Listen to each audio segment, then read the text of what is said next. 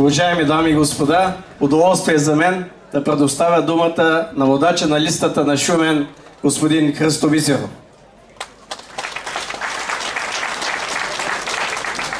Скъпи приятели, позволете ми и на мен на вечерието на най-светлия предстоящ християнски празник, утрешния ден, да сведа чело и поклон да направя на жертвите, които дадох. Аз помня това време. Аз не бях от атакуваните.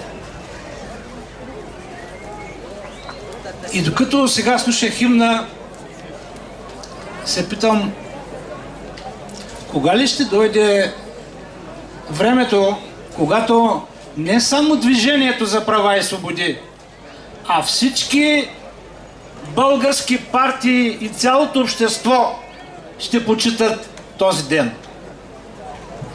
Аз вярвам, че това ще стане. Това ще стане. Обаче трябва да сме упорити. Всички.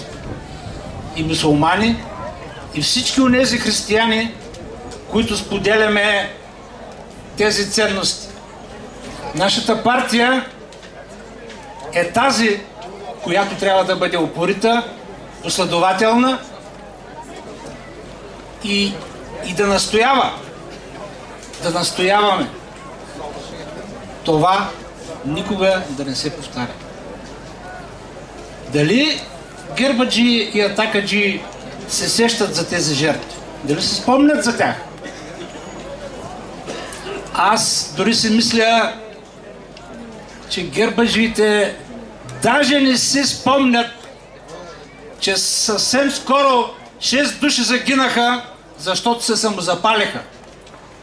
Защото тяхния режим и тяхната власт си отиде с 6 смърти. И то не за идеология, а от бедност.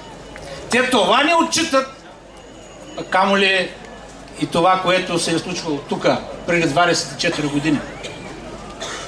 Ама ние знаем и помним, че Бойко Методиев Борисов дойде от милицията на Тодор Живков и след това стана охранител. Но ние знаем, че преди да беше охранител, беше възродител. И не с писалка, а с автомат, с оръжие. Беше командир на въоръжен батальон. Тези неща ги знаем и всъщност знаем отговора на въпроса, а те сещат ли се за това? Сещат се, обаче са гузни. Трябва да спреме това, защото милиционера Бойко Борисов, с милиционера Цветанов и с Волен Сидеров, те управляваха тази държава. През техния мандат се палиха килимчета пред джемията. Нали така? Ако не сменяха имена на хора, сменяха ли имена на местото? Сменяха. И в Пловдив, и във Варна, и на други места. Ето тия неща трябва да ги помним. Трябва да ги казваме. Нищо, че се случиха скоро. Много хора искат много неща бързо да бъдат забравени. Не. Ние сме тук, за да не позволим това. И на 12 май ще покажем и ще докажем, че политиката се прави с доброта и грижовност. Политика с насилие не се прави. Такава политика е временна политика. Затова насилниците трябва да бъдат свалени от власт, за да дойдеме ние и другите демократични партии да управляваме нашата родина с доброта и грижовност. Желая ви успех!